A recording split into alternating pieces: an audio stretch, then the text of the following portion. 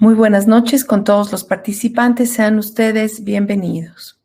Hemos aperturado nuestra aula virtual mientras esperamos que el resto de participantes siga ingresando desde la sala de espera virtual. Recordarles, por favor, que tomen en cuenta que la calidad de la transmisión está relacionada con el internet que cada uno de ustedes disponga para su conexión, por lo que le recomendamos que trate de conectarse a una red Wi-Fi estable. Así su señal será de mejor calidad. Sin embargo, si se interrumpe la transmisión o pierde audio, por favor presione el botón rojo que se encuentra en la parte superior de sus pantallas con la palabra reconectar. Inmediatamente después retornará a la conferencia. Si usted está conectado desde un computador, el chat del evento se encuentra hacia el lado derecho, y si está conectado desde un celular, este se encuentra en la parte baja. Allí podrá realizar sus consultas o preguntas al speaker de esta noche. Con mucho gusto, estamos aperturando esta conferencia dentro de las cuartas jornadas de actualización médica continua en cardiología, organizada por la Sociedad Ecuatoriana de Cardiología Núcleo de Pichincha. El día de hoy, el tema a tratar es tratamiento de la hipertensión arterial de acuerdo a las últimas guías internacionales. Recordarles que esto es un curso de educación médica continua que cuenta con aval universitario de la Universidad de las Américas. Finalizadas las jornadas de actualización médica, se enviarán las evaluaciones correspondientes. Para iniciar con la conferencia del día de hoy, me complace presentar a la doctora Liliana Cárdenas, quien será la moderadora. La doctora Cárdenas es cardióloga con subespecialidad en coronariopatías, del Instituto Dante Passanese de Cardiología de Sao Paulo, Brasil. Doctora en Medicina General y Cirugía por la Universidad Central del Ecuador. Tiene una maestría universitaria en avances de cardiología por la Universidad Católica San Antonio de España. Es jefe de servicio de cardiología del Hospital Eugenio Espejo de Quito. Es miembro internacional del Colegio Americano de Cardiología y es profesora de posgrado de Medicina Interna, Terapia Intensiva y Geriatría de la Pontificia Universidad Católica. Doctora Liliana, buenas noches, bienvenida. Buenas noches, muchas gracias. A mí es quien me complace presentar al doctor Hugo Aucancela, un colega muy conocido por su gran trayectoria. El doctor Aucancela es un médico cirujano que fue formado en la Universidad Central del Ecuador. Él tiene como especialidad, su título fue de cardiología clínica en el Instituto Dante Passanese de Cardiología en Sao Paulo, Brasil. Tiene una subespecialidad de ecocardiografía en el mismo instituto. Además, es miembro activo del Servicio de Cardiología de la Clínica Pasteur de Quito, también miembro activo de la Sociedad Ecuatoriana de Cardiología desde 1990, miembro activo de la Sociedad Interamericana de Cardiología, miembro activo de la Sociedad Española de Cardiología y docente de cardiología en la Universidad de las Américas, UDLA. Muchas gracias, doctor, por sus sabias palabras. Seguramente es una excelente conferencia. Bienvenidos todos.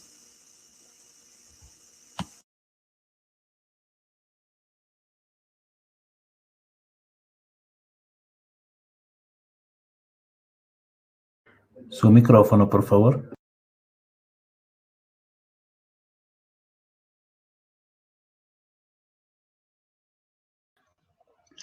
Muchas gracias, Liliana, por la presentación a este evento que organiza la Sociedad Ecuatoriana de Cardiología,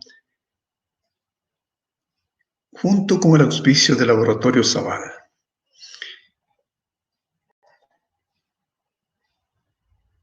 El tema que vamos a tratar hoy es el tratamiento de la hipertensión arterial de acuerdo a las últimas guías.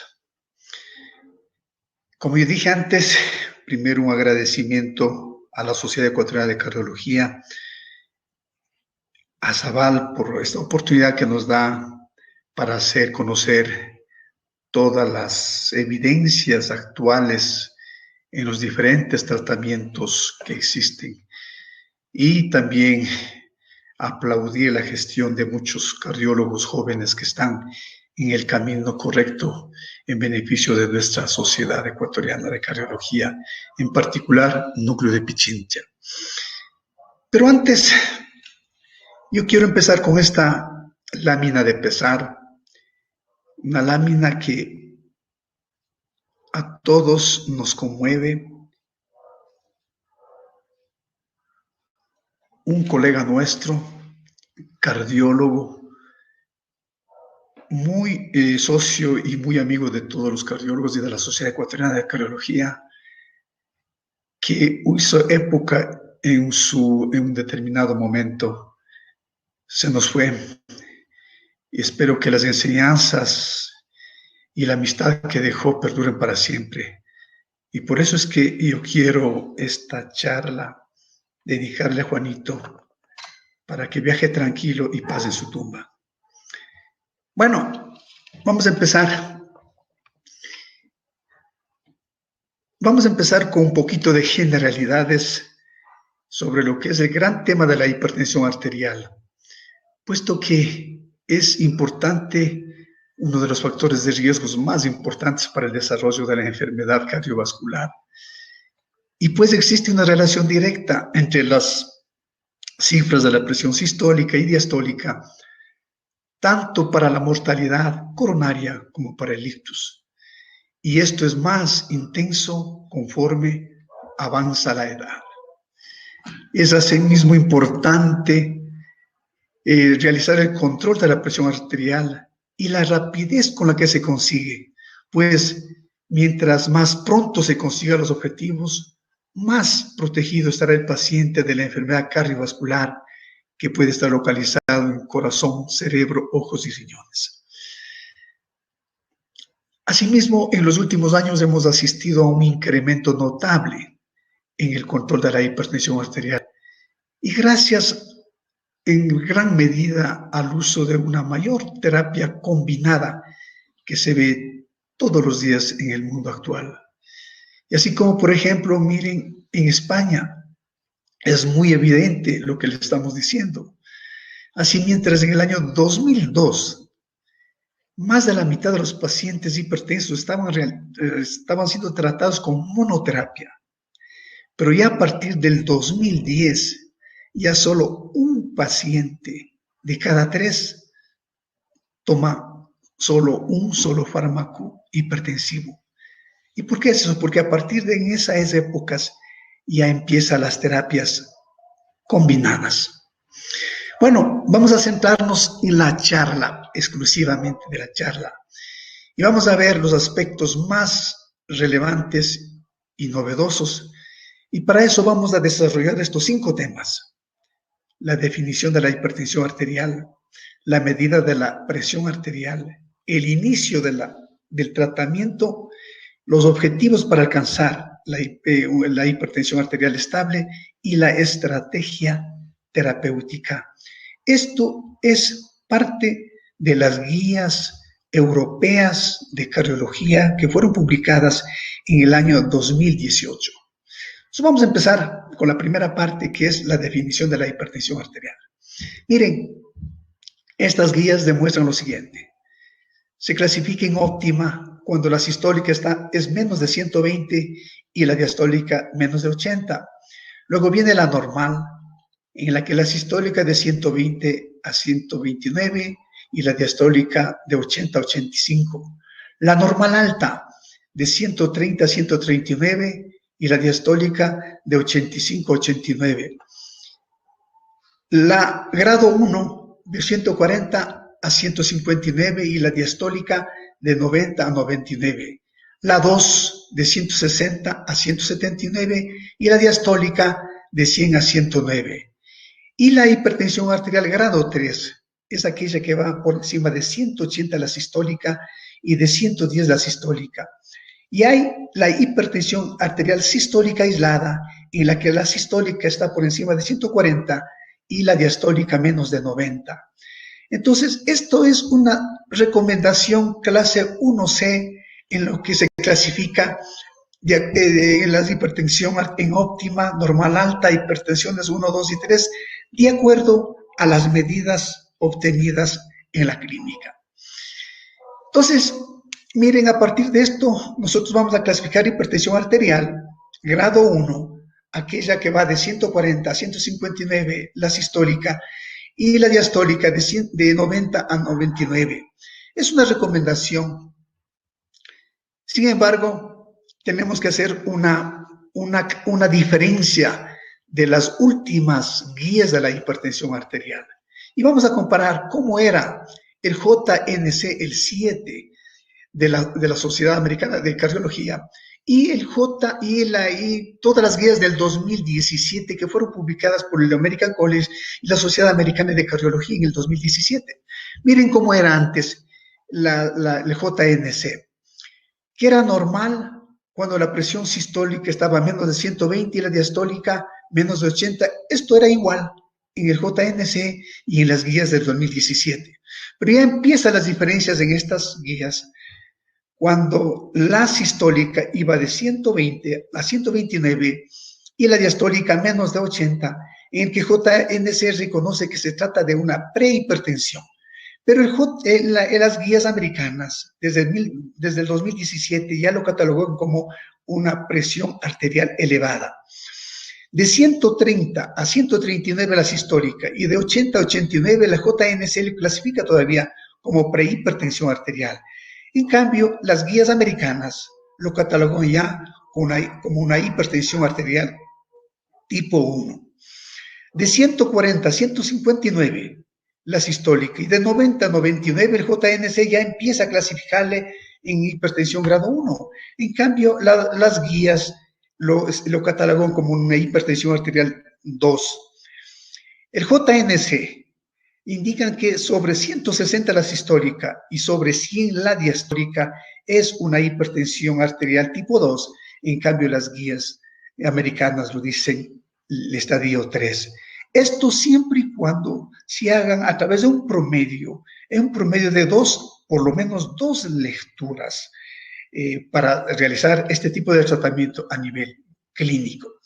Pero miren ahora estas guías americanas comparadas, publicadas en el 2017, comparadas con las guías europeas en el 2018, en el que las americanas dicen que hipertensión arterial es aquella cifras que es mayor de 130 a 180 y le consideran menos de 130 a 80 en aquellos pacientes con alto riesgo cardiovascular.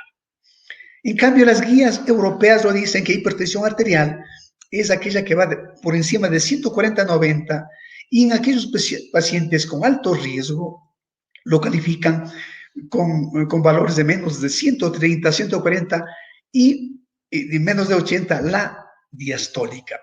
Y empieza también otra gran diferencia, que el tratamiento tiene que ser con dos drogas en una sola pastilla, en un solo fármaco. Entonces, vamos a definir lo que es la hipertensión arterial, ya sea en la oficina, a nivel ambulatorio, en la casa. Y así decimos en el consultorio. Una presión sistólica se define hipertensión arterial cuando la sistólica está por encima de 140 y la diastólica por encima de 90. Ambulatoriamente, durante el día, se considera hipertensión arterial cuando la sistólica está por encima de 130 y la diastólica por encima de 85. En la noche, es hipertensión cuando está por encima de 120 y la diastólica por encima de 70. En un promedio normal que se considera mayor de 130 y 80. En la casa, en el hogar, puede considerarse un promedio de más de 135 y más de 85 para ser considerada hipertensión arterial. Bueno, vamos con el segundo punto para indicar cómo es la medida de la presión arterial. Y aquí hay primero una serie de recomendaciones para la toma y el diagnóstico de la hipertensión arterial. Y decimos que las medidas repetidas de la presión arterial clínica tienen que ser en más de una visita, excepto ya cuando hay una hipertensión arterial grave, como por ejemplo la estadio 3 y que tiene alto riesgo. En cada visita deben realizarse unas 2 a 3 medidas de la presión con un intervalo de 1 a 2 minutos. Y si es que existe alguna diferencia en las dos primeras, puede hacerse otras tomas después de unos 5 minutos. Y estas nuevas tomas se harán cuando existe una diferencia de más de 10 milímetros de mercurio. Y luego se hará un promedio de estas tomas y diremos cuál es la presión y el diagnóstico de la hipertensión a manera clínica.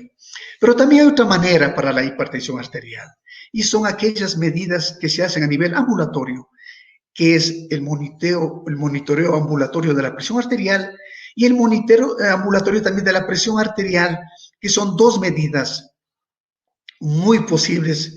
Sin embargo, también hay que tomar en cuenta la economía, porque estos estudios tienen su costo. Entonces, ¿cuándo es que solicitamos este mapa o el AMPA?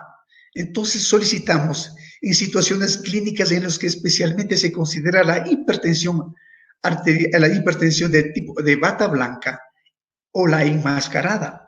¿Y cuál es la bata blanca? Es aquella presión alta que se presenta cuando asiste a su consulta médica.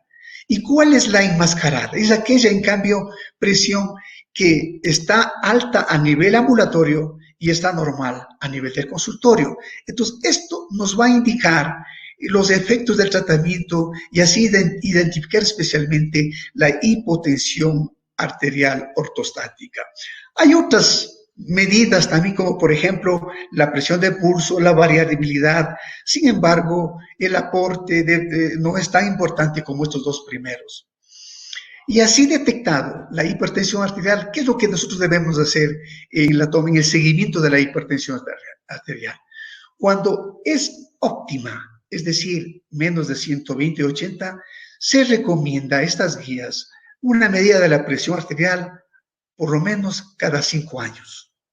Cuando la presión es normal, es decir, de 120 a 129 la sistólica y la diastólica de 80 a 85, estas medidas, estos controles deben ser por lo menos cada 3 años.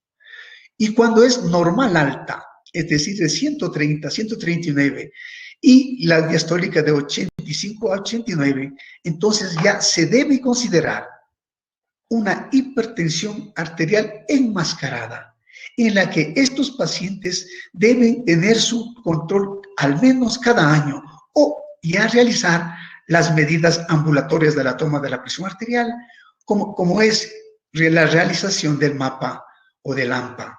Y en aquellos pacientes ya con hipertensión arterial de más de 140 y 190 según estas guías, entonces aquí se debe hacer el uso de cualquier método indicado para el diagnóstico de la presión arterial. Debe hacerse medidas clínicas, varias visitas o 2 métodos del mapa o del AMPA. Entonces, es importante asimismo indicar cómo es la hipertensión arterial de bata blanca. Es importante decir que esto es frecuente en las hipertensiones arteriales de grado 1, según la clínica, o cuando haya una elevación marcada de las cifras tensionales, pero sin lesión de órgano blanco mediados por la hipertensión arterial. Y asimismo hay situaciones en que la hipertensión enmascarada es más frecuente. ¿Y cuándo es más frecuente? En 2 aspectos especiales. En la presión arterial clínicamente normal alta, ya habíamos definido los valores, y en aquella presión clínicamente normal con sujetos con lesión en órgano diana o con alto riesgo cardiovascular. Y hay unas indicaciones tan precisas y tan específicas para el mapa, que es especialmente para medir una presión arterial nocturna y especialmente para ver aquel perfil circadiano que es muy frecuente en algunos casos. Bien, vamos a seguir el tercer punto. Ya hemos definido la presión arterial, ya sabemos cómo tomar la presión arterial. Ahora vamos a ver cómo es que empezamos el tratamiento con las nuevas guías de la hipertensión arterial. Nosotros vamos a hacer una clasificación de la hipertensión arterial siempre en relación a factores de riesgo, a lesión de órgano blanco y a algunas comorbilidades.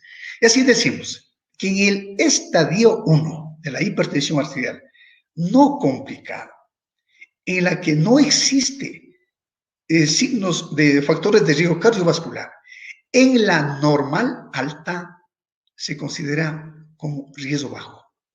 En la grado 1, riesgo bajo también. Pero en la grado 2, aquella estadio 1 no complicada, ya es riesgo moderado. Y cuando es estadio 3, es riesgo alto. Cuando ya hay 1 o 2 factores, ya se sigue el riesgo bajo en la normal alta. Pero ya a partir del grado 1 ya es riesgo moderado. En la grado 2 es un riesgo moderado alto. Y miren el grado 3, siempre riesgo alto.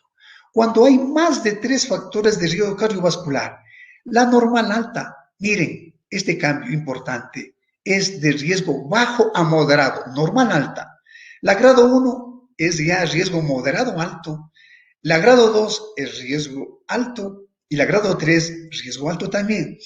Ahora, cuando existe un estadio 2, pero con enfermedad cardiovascular asintomática, es decir, lesión de órgano blanco, insuficiencia renal grado 3, diabetes mellitus sin lesión de órgano blanco, mire, la normal alta se transforma en riesgo moderado alto. La grado 1 en riesgo alto. La 2, la riesgo alto. Y el estadio 3, miren, es ya un riesgo muy alto. Y el estadio 3, ya cuando existe enfermedad sintomática, entonces la normal alta, miren, es un riesgo muy alto. Normal alta, muy alto. Grado 1, riesgo muy alto. Todos riesgo muy alto. Entonces, ahí viene la pregunta.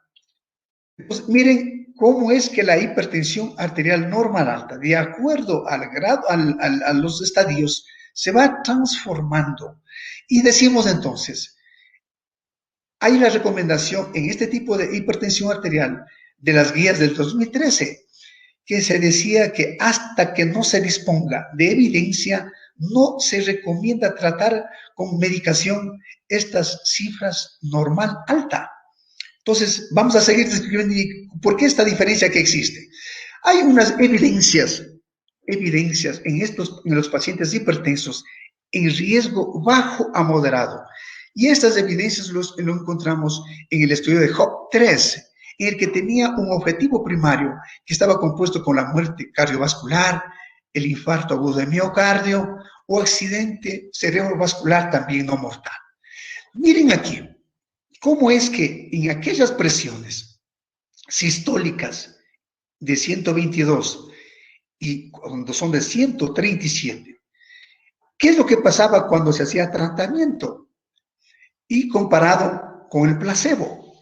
En estas dos presiones, miren, el objetivo o el tratamiento o la respuesta era mejor cuando se tomaba o cuando estaba en comparación con el placebo. Miren estos dos tipos de que quiero que evalúen.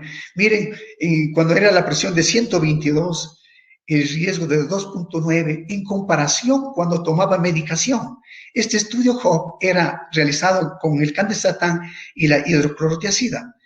Cuando es en 137, miren, el riesgo es mejor comparado con el placebo, antes con la medicación. Y asimismo hay otras evidencias en aquellos sujetos de la compresión normal alta, en los casos de lo que se llamaba la hipertensión arterial, la prehipertensión arterial. Era en un estudio que se realizaron con bajo riesgo cardiovascular y en otros pacientes con alto riesgo cardiovascular en muchos pacientes. Y miren, ¿cómo es lo que pasa? Que verán, en estos pacientes estoy hablando presión normal alta. Entonces, ¿qué es lo que pasaba? Miren en cambio aquí cuando hay lesión de órgano blanco. Cuando se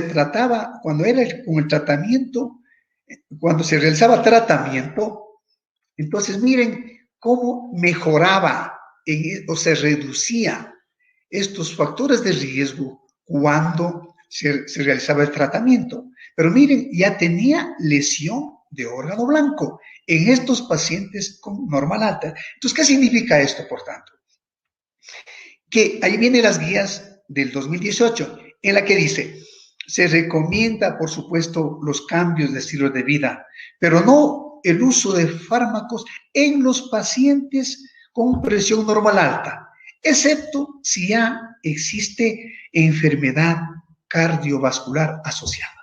Entonces, miren esta gran diferencia ya en estos pacientes de estos pacientes con riesgo bajo y normal alta, que cuando hay lesión se indica absolutamente en estos pacientes ya el tratamiento farmacológico.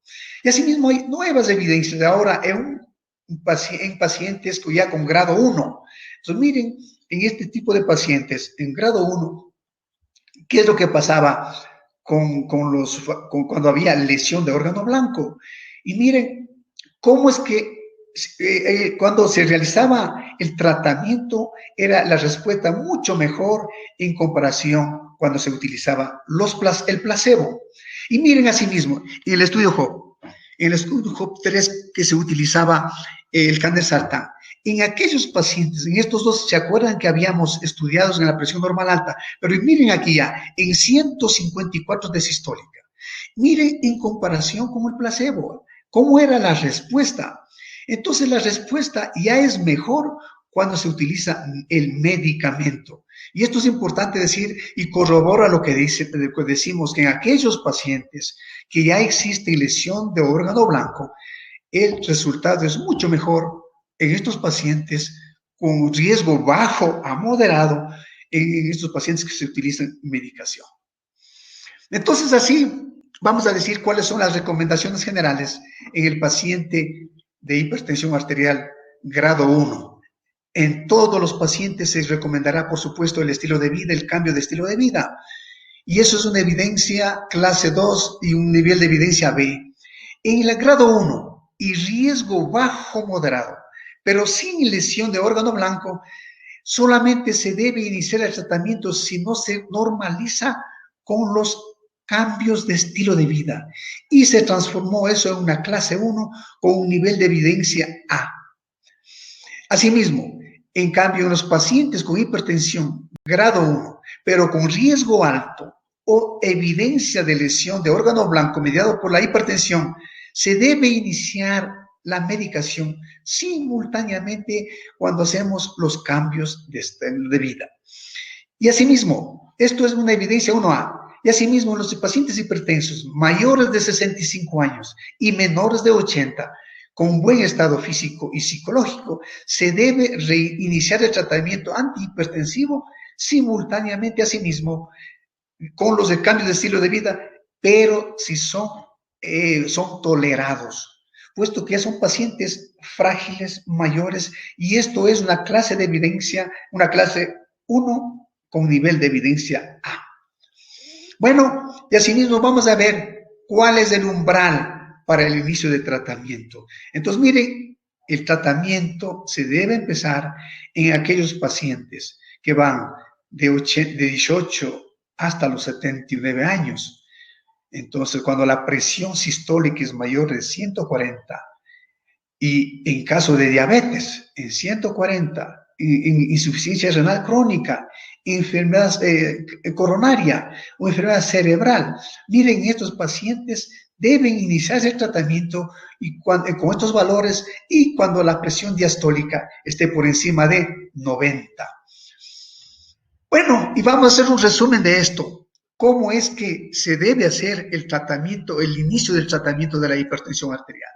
Y vamos a decir, en la normal alta, en todas mejor dicho, cambios de estilo de vida. Y en la normal alta, vamos a decir, siempre se debe considerar el tratamiento farmacológico en pacientes con alto riesgo, especialmente con enfermedad cardíaca. En la hipertensión 2, en el grado 2, el tratamiento farmacológico en pacientes con alto riesgo de enfermedad cardiovascular, renal o enfermedad de órgano blanco. En el grado 2, tratamiento inmediato en todos los pacientes. En el grado 3, igual, tratamiento inmediato en todos los pacientes. Pero, ¿qué es lo que pasa en aquellos pacientes con bajo riesgo cardiovascular?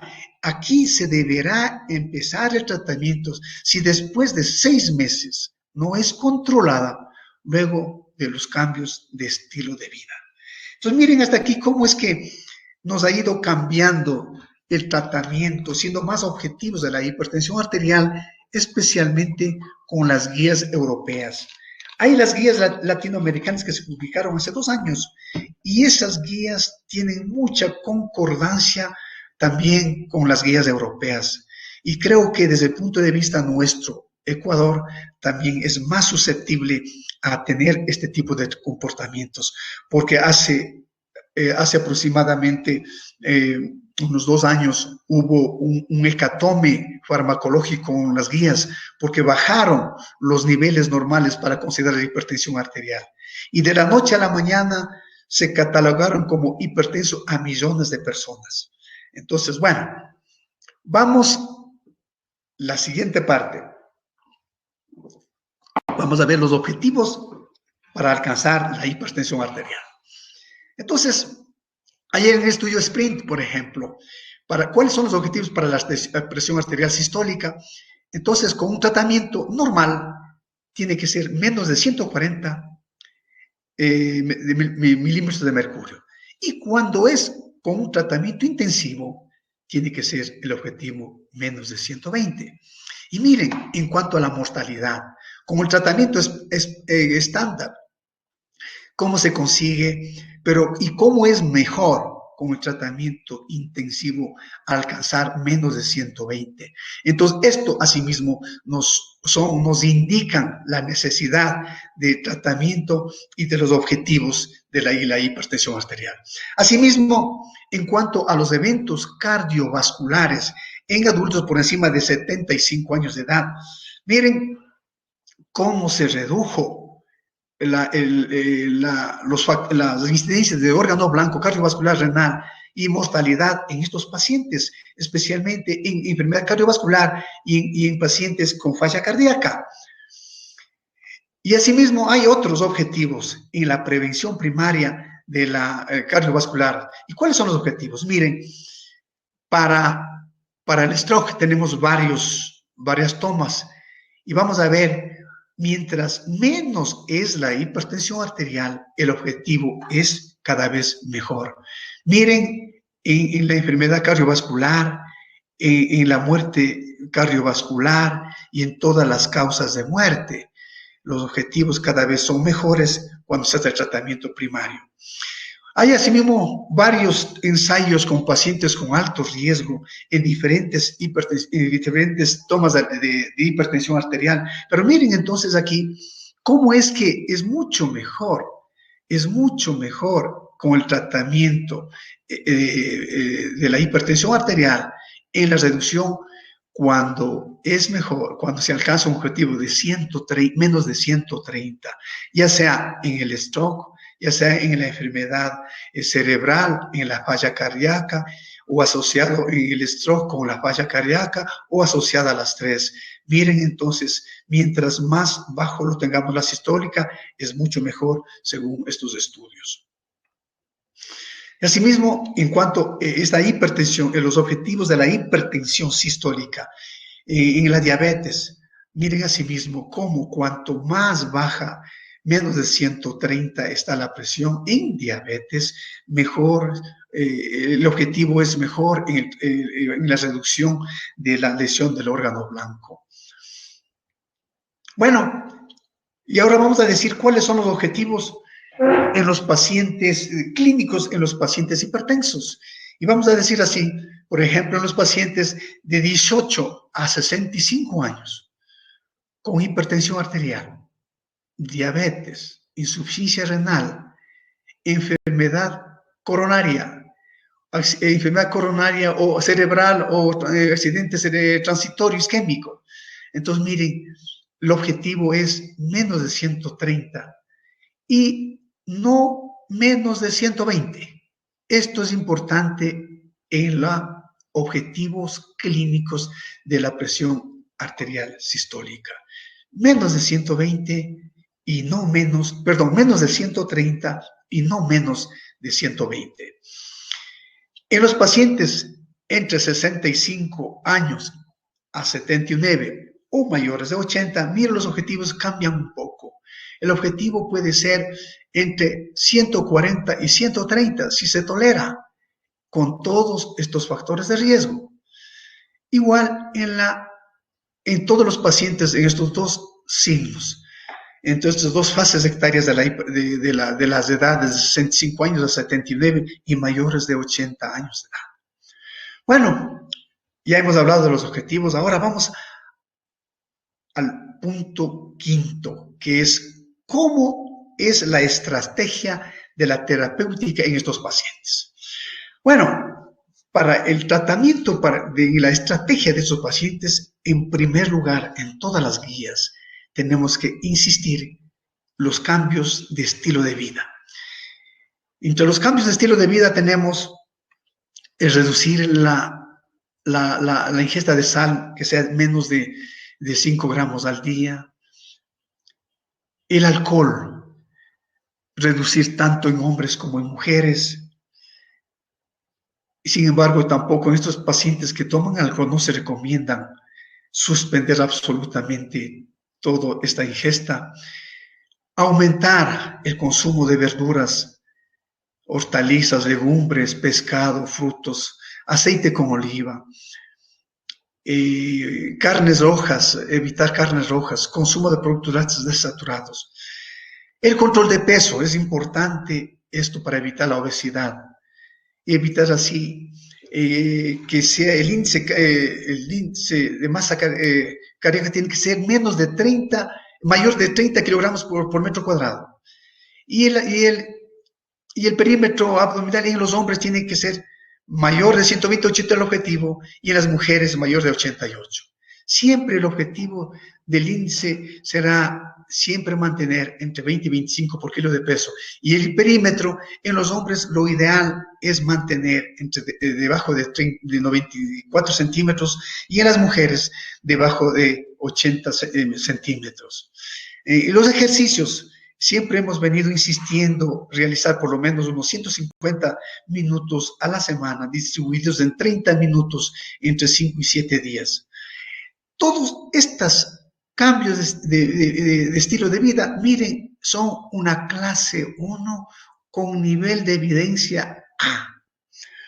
Aunque el tabaco es un poco más difícil, esto sin embargo también se transforma un nivel de evidencia B. Estos son los cambios de estilos importantes de vida que se debe realizar en el momento de instaurar el tratamiento. Y estas son las principales recomendaciones que nos da las guías europeas de cardiología. Bien, entonces ahora vamos a ver asimismo la comparación de cómo son las guías europeas y cómo son las guías, las americanas publicadas en el 2017. En las guías americanas, entonces, ¿qué es lo que dice? Siempre el objetivo será reducir entre 20 de sistólica y 10 de diastólica, pero manteniendo una dosis fija en combinación en pertenecientes a diferentes clases. Miren, dosis fijas que pueden ser los tiacídicos, los calcioantagonistas, los IECA y los ARAS. Miren, dosis fija de acuerdo al tipo de clase, de tipo de paciente. Y miren la diferencia, en cambio, con el paciente, con las guías europeas. Asimismo, utilizar todos los medicamentos de estos, asimismo con el objetivo de reducir la sistólica más que la diastólica, pero dosis fijas combinadas, siempre en diferentes clases, pero la principal indicación es que esto tiene que estar en 2 drogas, o sea, las 2 drogas en una sola pastilla. Entonces, aquí viene la gran diferencia de las medicaciones duales. Y miren cómo es, o cómo en este trabajo, cómo es que indica que la combinación de la terapia es mucho más efectiva que cuando se duplica la dosis. Miren aquí, cuando se combina, los efectos son mucho mayores en relación cuando se dobla las dosis terapéuticas, ya sea con las tiazidas, con los beta bloqueadores, con los IECAs, con los ARAs o con las diferentes clases. Y esto se ve entonces, es una de las razones para que la combinación de las drogas en una sola medicación, en una sola pastilla, entonces sea con mucho más resultado. Y esta es la estrategia del tratamiento farmacológico para la hipertensión arterial no complicada. Entonces, ¿cómo es que empezamos? Una terapia inicial tiene que ser una doble combinación, siempre en una sola pastilla, en un solo comprimido. ¿Y cuál es la dosis inicial? Puede ser un IECA o un ARA asociado a un calcio antagonista o a un diurético. Y aquí hay siempre que considerar monoterapias. ¿En qué pacientes? En los pacientes de tipo 1 o aquellos pacientes que tienen el riesgo muy bajo o aquellos pacientes muy ancianos o aquellos pacientes muy frágiles portadores de otras patologías. Esto es la parte fundamental inicial. Si es que no existe resultado con esta primera combinación, entonces podemos ir al segundo escalón, asimismo, en un solo comprimido, que puede ser el IECA o el ARA, más el calcio antagonista y más un diurético.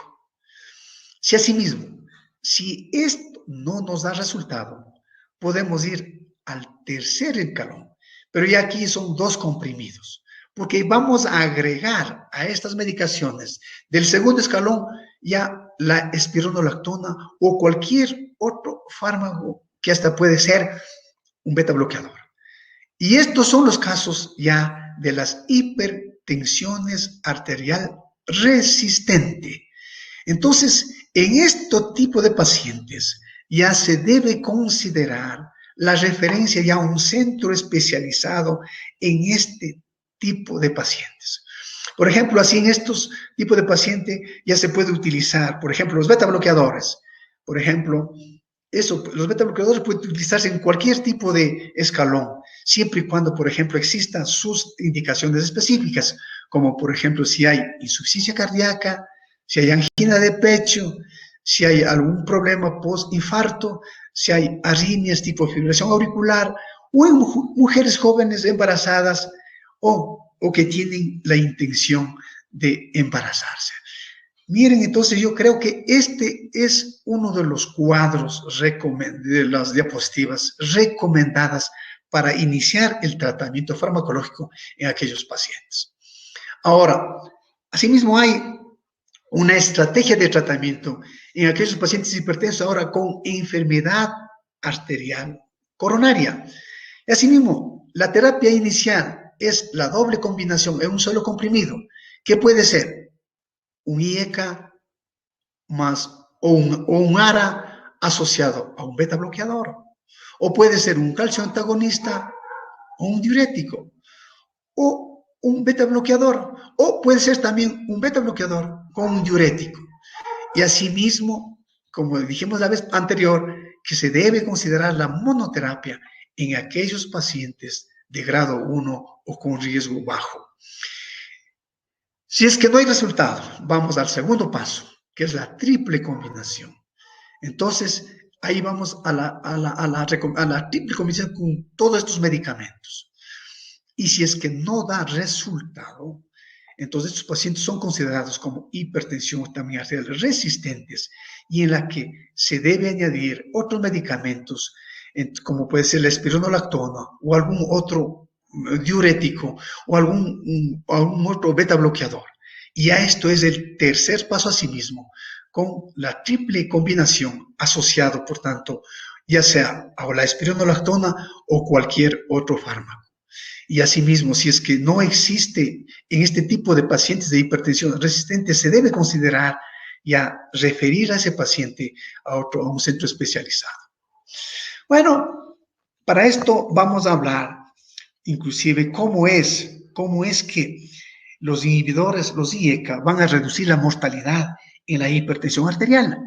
Y hay un metaanálisis randomizados, unos ensayos clínicos randomizados en pacientes que envuelven alrededor de casi 160,000 pacientes. ¿Qué encontramos en este tipo de pacientes? En este tipo de metodología, en la que vamos a estudiar aquellos pacientes con bloqueadores del sistema renina-angiotensina, entonces tenemos una serie de estudios, una serie de metaanálisis. Entonces miren cómo es que es mejor cuando se hace un tratamiento activo y en cambio con los pacientes en control. Entonces miren, estos pacientes demuestran en todos estos estudios que es mucho mejor o reduce, es mucho mejor en aquellos pacientes que tienen estas doble dosis. Estos metaanálisis entonces nos indica que el tratamiento farmacológico es mucho mejor, es mucho mejor en aquellos tratamientos activos en la mayoría de estos estudios que están involucrados en este metaanálisis.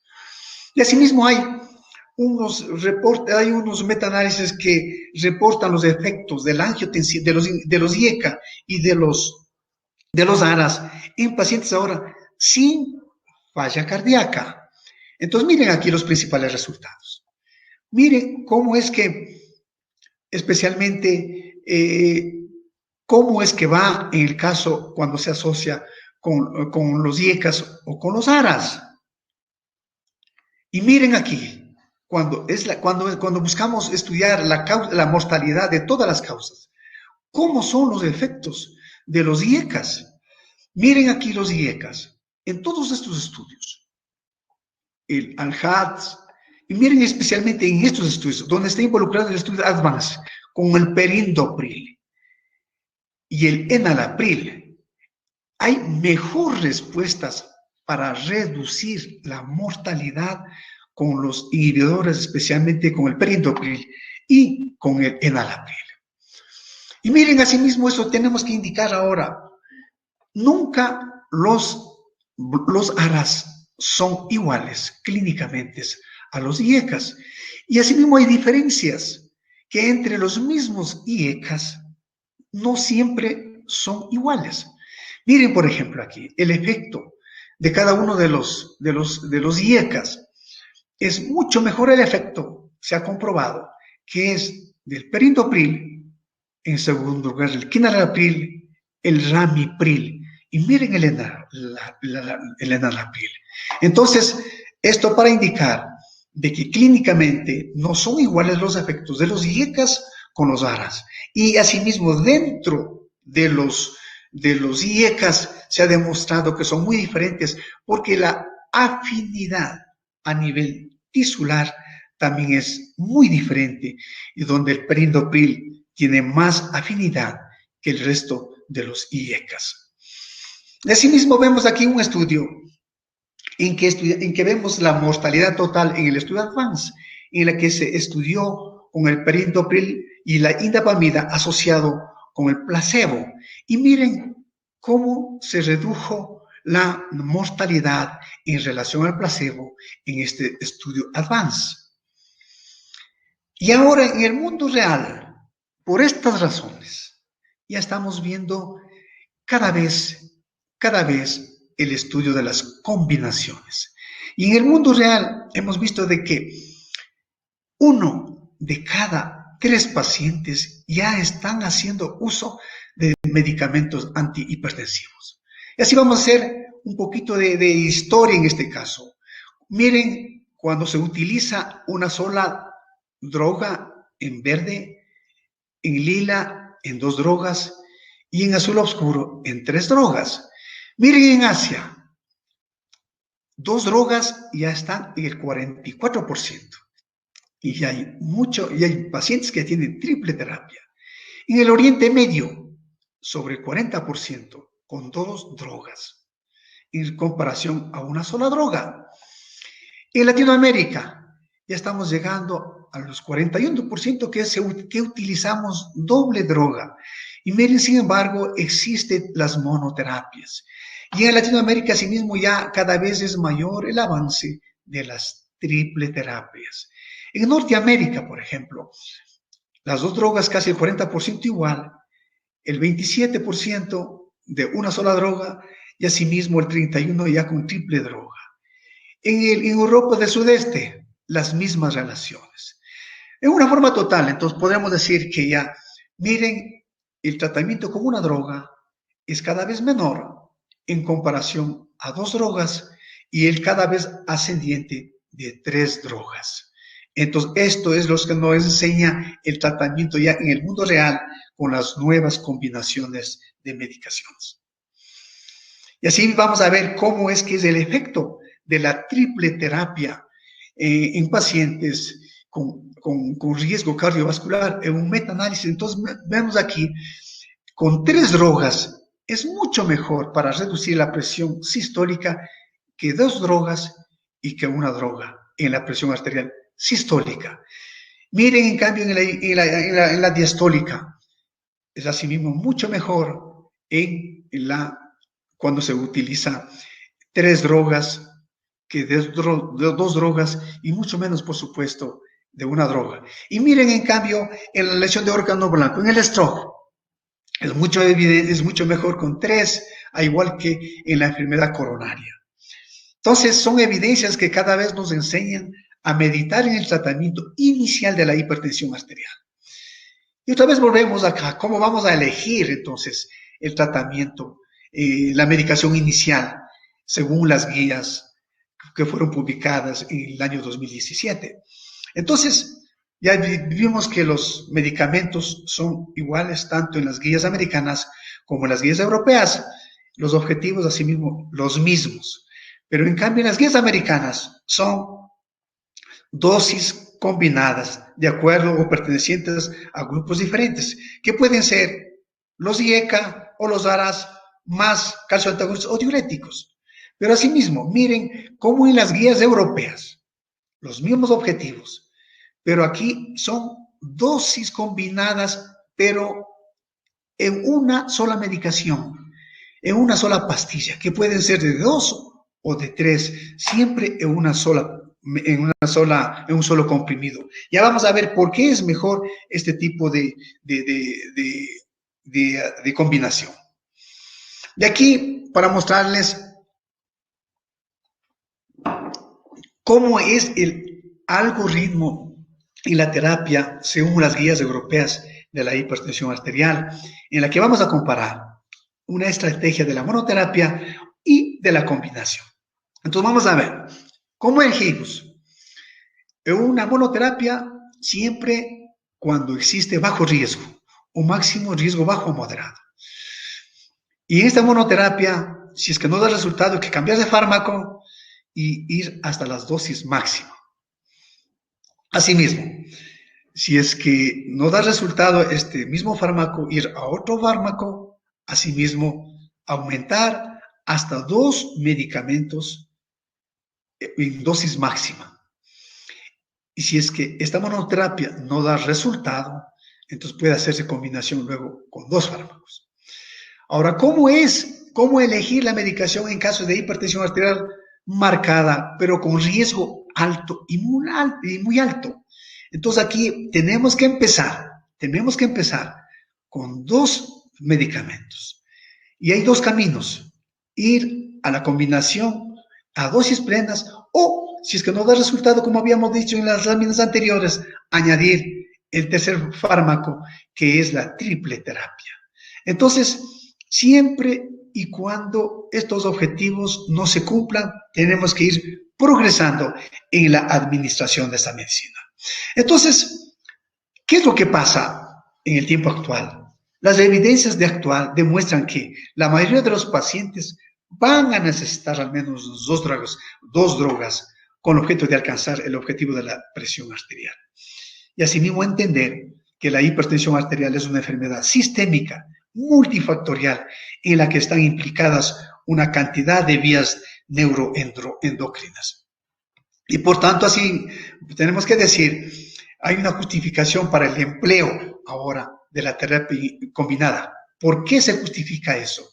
Se justifica porque tanto la inhibición de un solo paciente es insuficiente. La presencia de un medicamento es insuficiente, mientras que cuando combinamos los medicamentos antihipertensivos, que son con mecanismos de diferente acción, ha demostrado una mayor eficacia en el tratamiento de hipertensión arterial.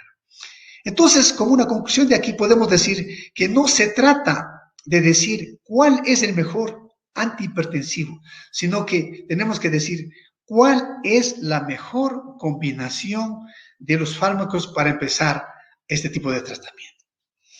Entonces, tenemos que asimismo decir, ¿qué aporta entonces ahora la terapia combinada? Entonces, las ventajas serán una mayor eficacia por una combinación de diferentes mecanismos de cada uno de los medicamentos. A veces estos mecanismos de acción son aditivos, otros aumentan, es decir, son sinérgicos, y así hace de que exista hasta una menor incidencia de los efectos adversos, que a veces, que esto hace de que se utilice muchas veces, por este efecto, que se utilice muchas veces dosis menores de este fármaco. Además, tenemos que decir que las combinaciones fijas frente a las libres mejoran además el cumplimiento terapéutico, porque va a facilitar de esta manera el objetivo a largo plazo. Es mucho más fácil tomar una medicación en la que están 2 o 3 medicamentos que tomar varias medicaciones. Bueno, eso es lo que tenía que hablarles.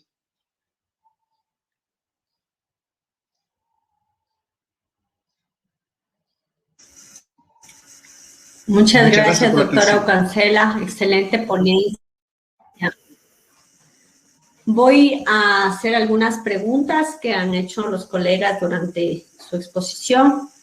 La primera es, ¿qué recomendaría usted para mejorar la adherencia del tratamiento a los pacientes con hipertensión, sabiendo que es una enfermedad silenciosa? Bueno, estas conversaciones son muy importantes cuando tenemos un tipo de charla de esta manera. Lo que yo quiero recalcar, especialmente a nuestros colegas que nos asisten, es los cambios que han ocurrido en la medicación terapéutica, puesto que el objetivo principal tiene que ser prevenir la lesión de órgano blanco. Y hay una palabra célebre de un cardiólogo muy conocido, Valentín Fuster, que dice, mientras más pronto mejor. ¿Qué quiere decir eso?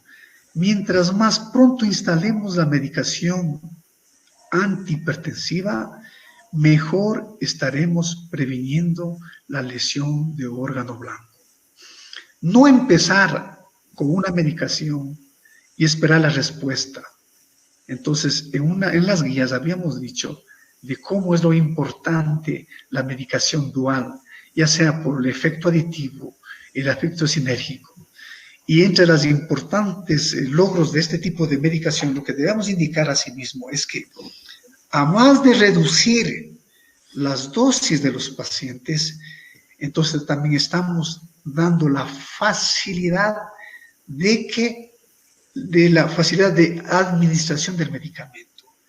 Es mucho más fácil administrar o ingerir, tomar un medicamento que 2 o 3 medicamentos. Hay un problema en nuestro medio. El problema en nuestro medio es que lamentablemente el problema económico va a incidir en la administración de este tipo de medicamentos. Es importante indicar a sí mismo de que una cosa o lo que estamos hablando ahora, nosotros lo podemos hacer, donde en nuestra parte privada, en nuestro consultorio médico, pero a nivel público, todos sabemos las limitaciones. Es penoso decir que, por ejemplo, a nivel público, a nivel de salud pública, solamente están indicadas medicamentos únicos y solamente, por ejemplo, en cuanto a los ARAS, creo que solamente un medicamento está admitido, al igual que un beta bloqueador, al igual que un calcio antagonista. Entonces, esto es imposible hacer a nivel público, a nivel de salud pública, el uso de este tipo de medicación dual. En cambio, a nivel privado, como les digo, estamos en condiciones de mejorar la atención médica. Y miren, por ejemplo, como yo les presenté así mismo una diapositiva, cómo es el curso a nivel mundial. El camino, la guía es cada vez ir más a las terapias combinadas o hasta las triple terapias, donde los efectos, los resultados son cada vez mayores. Entonces, atendiendo a esa pregunta, la adherencia es mucho mejor en medicación combinadas que con las medicaciones individuales. Y ahí es otra diferente importancia, por ejemplo, con las guías americanas. Las guías americanas que siempre decían dosis máximas plenas, pero unitarias, pueden ser 2 o 3 de acuerdo al diferente tipo de patología, de factor de riesgo. Entonces, y la otra, que yo les dije hace poco a sí mismo, que hay una gran diferencia en cuanto al objetivo de la presión arterial americana, que es hipertensión arterial para ellos cuando la presión sistólica está por encima de 130 y por encima de 90 o de 80. Es un poco importante, eso dio una discusión a nivel mundial. Liliana sabe de estas historias, nosotros tuvimos una serie de discusiones también y todos los centros médicos. Perfecto. Hay otra pregunta que se repite en cuanto a el mejor tratamiento para aquellos pacientes con insuficiencia renal que ya se encuentran en estadio 2 y 3. ¿Cuál cree usted que sea la mejor opción? ¿Si altas dosis o qué opciones terapéuticas recomienda? En la insuficiencia renal siempre habrá los objetivos. No bajar demasiado. Siempre habíamos dicho 130 hasta 120, pero si tolera ese tipo de medicación. Bajar la presión en una forma brusca en cada una de estas patologías también es provoca muchas alteraciones fisiológicas. Al producir un bajo gasto cardíaco en un paciente renal, un bajo gasto renal puede aumentar el riesgo de la insuficiencia renal avanzar. Por eso es lo que yo les digo ahora. Importante saber el riesgo, el objetivo de la hipertensión arterial y hasta dónde ir. El objetivo, diremos, 130 de sistólica máxima y no menos de 120. En cuanto a las asociaciones, entonces, hemos visto que una de las principales formas de asociar es combinando un ARA o un IECA asociado a un calcio antagonista. Esa es la mejor asociación para empezar. Y de ahí iremos de acuerdo a la respuesta aumentando o añadiendo medicamentos. Hay otra pregunta que también me parece muy interesante de la doctora Colin que dice: ¿qué tan recomendable es utilizar suplementos alimenticios para bajar la presión arterial? Está muy de moda, ¿no? Sí, eso es más o menos a lo que es los estilo de vida. Ya hemos hecho asimismo hincapié en que en todos los pacientes, tiene que hacerse cambios en el estilo de vida. En cuanto a la alimentación, productos como por ejemplo más verduras, más frutas, más pescado, menos grasas saturadas, es importante para reducir, y el sodio, la sal, es más importante para reducir la presión arterial. En cuanto a esos otros productos que indican para reducir la presión arterial, mientras no hayan evidencias médicas, nosotros no podemos instalar esos tratamientos. Nosotros siempre nos basamos a lo que dicen las guías, y estas guías europeas que generalmente, y en lo personal también yo sigo, es un parámetro muy importante para seguir este tipo de tratamiento. El ejercicio es importante, el de dejar de fumar es importante, el alcohol es importantísimo también. Y con todo eso, con el objeto de reducir el peso. Ustedes saben que el aumento de peso puede llevar a la obesidad y si asociamos a otras comorbilidades, puede convertirse en un síndrome metabólico. Y el síndrome metabólico es una patología que trae muchos problemas a los pacientes. Incluso las guías ya hablan de que aquellos suplementos de potasio no están indicados, más bien es consumir más potasio en los alimentos y no los suplementos como tales, ¿no? Así es. Otra pregunta que se está repitiendo es, ¿qué tratamiento usted recomienda para aquellos pacientes con hipertensión sistólica aislada? Ya, sí, esta hipertensión arterial sistólica aislada, especialmente lo vemos en las edades avanzadas. Hay un proceso degenerativo en todos los pacientes que es la aterosclerosis, que hacen que la presión sistólica aislada sea muy alta en relación y con presiones diastólicas normales. Uno de los medicamentos que pueden utilizarse deben ser, está demostrado que son los calcioantagonistas para reducir este tipo de presión arterial. Y puede asociarse este calcioantagonista asociado a un IECA.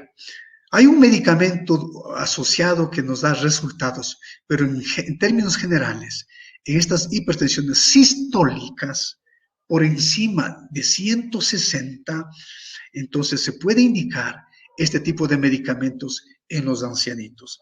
Miren, también hay que tomar en cuenta que esas personas con hipertensiones sistólicas aisladas ya son personas de edad, ya son personas que no tienen actividad física, ya son personas hasta frágiles y por tanto se debe tomar en cuenta este tipo de condición en este tipo de pacientes.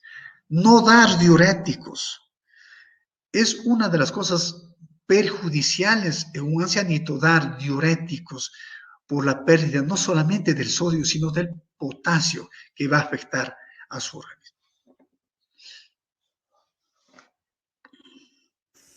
Muchas gracias, doctor. También hay otra pregunta que se está repitiendo mucho, que es en el caso de la hipertensión arterial diastólica, ¿qué recomienda usted para tratar? Entonces, otra vez empezamos de igual. Siempre tenemos que ver, la hipertensión diastólica siempre va asociada con la sistólica. Y siempre tenemos que fijar los objetivos de la hipertensión arterial. Tenemos que fijarnos en la fase de la edad, ver las comorbilidades y clasificarle qué tipo de presión es. Siempre indicar a un paciente que debemos nosotros diagnosticar primero en una forma ética y con evidencias. A nivel de consultorio ya habíamos dicho que una de las mejores formas es tomar 2 o 3 veces de la presión arterial, hacer un promedio y si es que hay diferencias de más de 10 milímetros, tiene que hacerse unas nuevas tomas. Pero hay otros métodos que puede ver también, nos puede ayudar muchísimo, que es, como habíamos dicho, el MAPA o el AMPA. Puesto que una vez diagnosticada la hipertensión arterial, tenemos que fijarnos luego cuáles son los órganos blanco afectados y asimismo entender que una vez que se diagnostique la hipertensión arterial, esta es una enfermedad incurable, por lo que el tratamiento será de por vida. Y asimismo entender que con el tiempo hacen resistencia cualquiera de los medicamentos. Y esta también es otra de las razones para que se les haga un control médico de la hipertensión arterial cada 4, cada 6 meses. Y esto habrá buscando nuevas evidencias de control de la presión arterial. Hay ahora estudios o hay instituciones donde hay clínicas de hipertensión arterial, puesto que la incidencia de la hipertensión arterial es cada vez más alta. En nuestro país yo recuerdo hace aproximadamente unos 25 años o hasta un poco más, se hizo un estudio en nuestro país.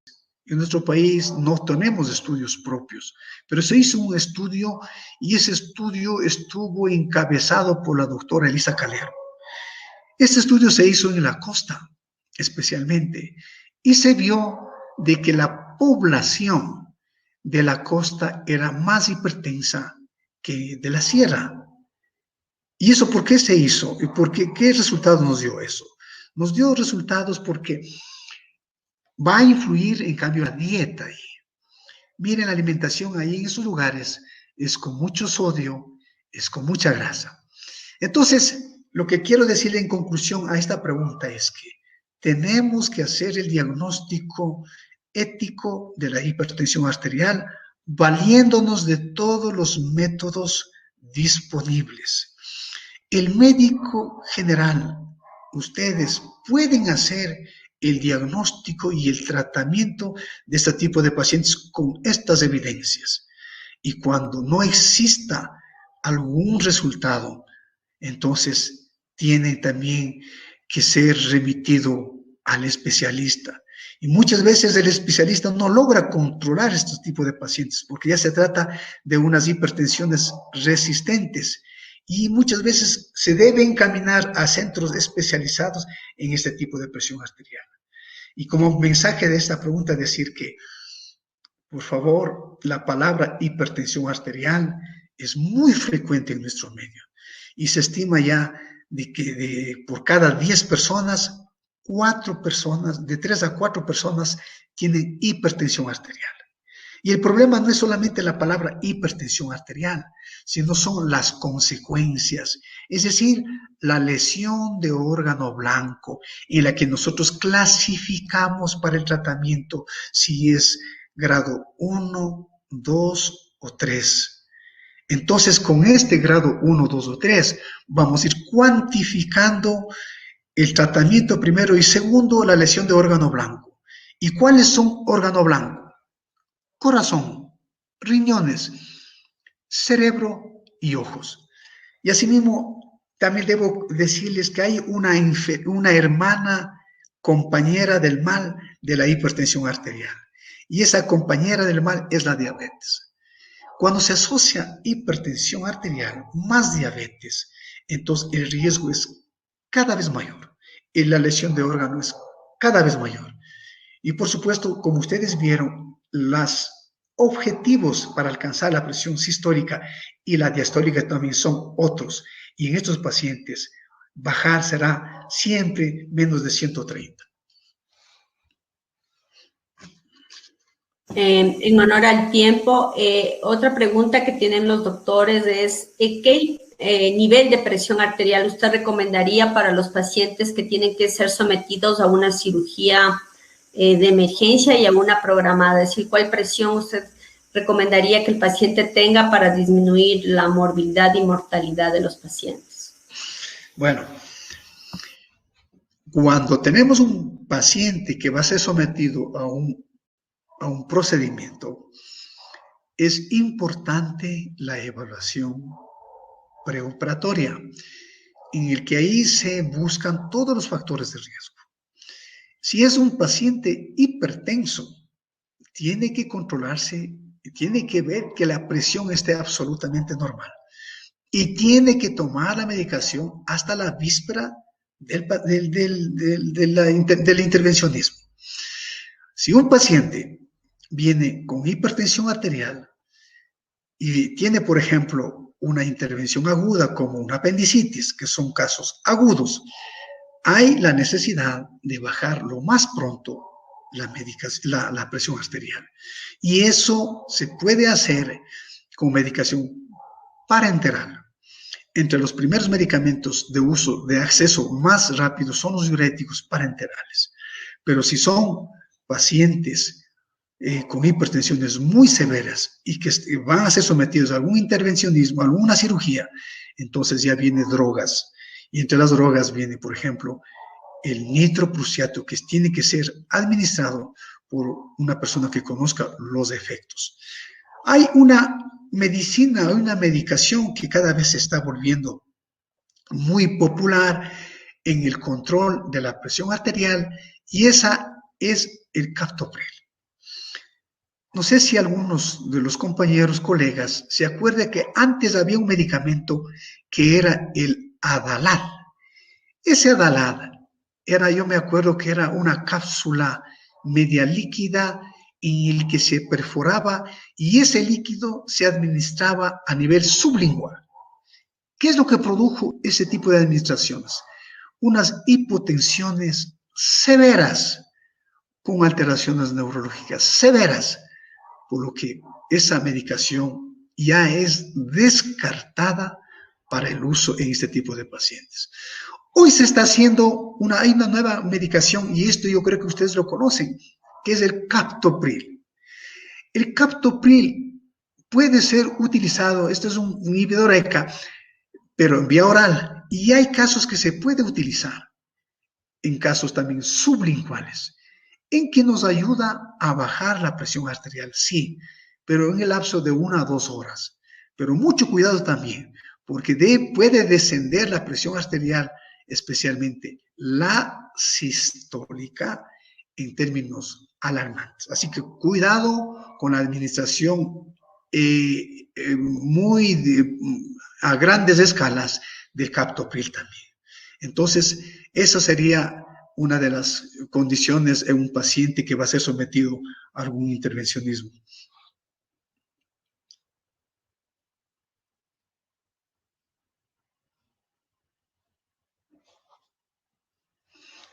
No hay audio.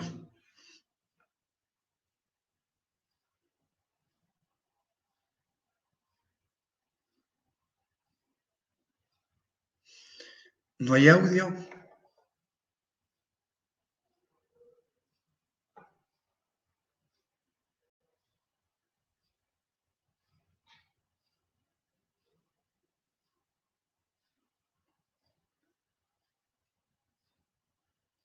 ¿Aló?